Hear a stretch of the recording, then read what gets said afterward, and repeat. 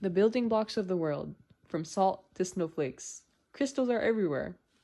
Have you ever wanted to work with precious gemstones and sugar? Well, crystallography is calling. Crystallography requires one to conduct laboratory research, create softwares, develop computer models, and characterize new mineral formations, new compounds, and new materials. Crystallography overall has to record, represent, and interpret crystal structures. For example, one may be in a scenario where they have to decide if this thing they're staring at was human caused or geologically caused. To obtain your dream job, a crystallographer must pursue a bachelor's in physics, material science, chemistry, or another related field to crystallography. Some colleges offering this locally are SJSU, Santa Clara University, and UC Santa Cruz. After, they typically proceed with a PhD or a master's degree in crystallography or, once again, a related field. For example, at SJSU, they offer the master's in chemistry. Speaking of locally, what do I do with all these educational requirements now? And where could I work?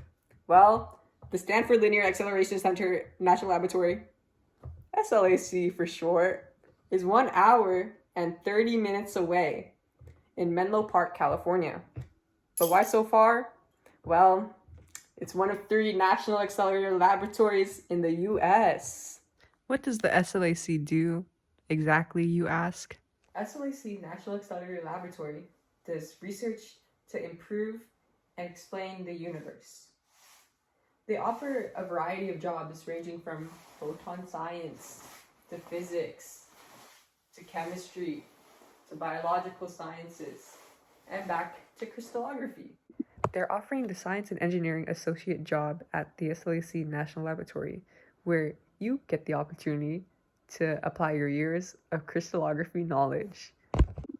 At the moment, the federally funded Research and Development Center is using crystallography experiments in their work, since they want to prepare users for beam time and also develop a general laboratory DIY kit for structural biology SFX experiments.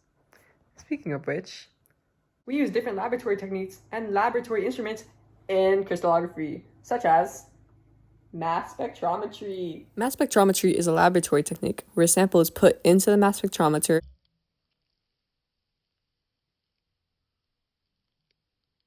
hit by the electron beam source, dislodging the electrons to have more protons and a positive charge, making it a cation. When dislodged, it can hit other atoms' electron cloud, turning the atom into an anion. The ions are then accelerated through a magnet to deflect the lightest ions. The ones with a larger mass are deflected less, which is how isotopes can be differentiated, since different isotopes are being deflected at different amounts as they travel through the big magnet. The detector differentiates the isotopes because the more ions that hit a certain part indicate it has more of that isotope. Mass spectrometry is applied to crystallography to verify what we are working with and to make sure it is being represented correctly. When modeling, mass spectrometry helps to address issues of arrangements and also proximity of a side chain. Is another laboratory technique that crystallography uses, or laboratory instrument? Well, guess what? There is, and it's X-ray, but I'll be passing this over to Jocelyn. I'm here to talk about another example of a laboratory instrument that is used in crystallography, and that's X-ray. X-ray is used in crystallography because it's a method that is used to determine the arrangement of the atoms of a crystalline solid in a 3-dimensional space.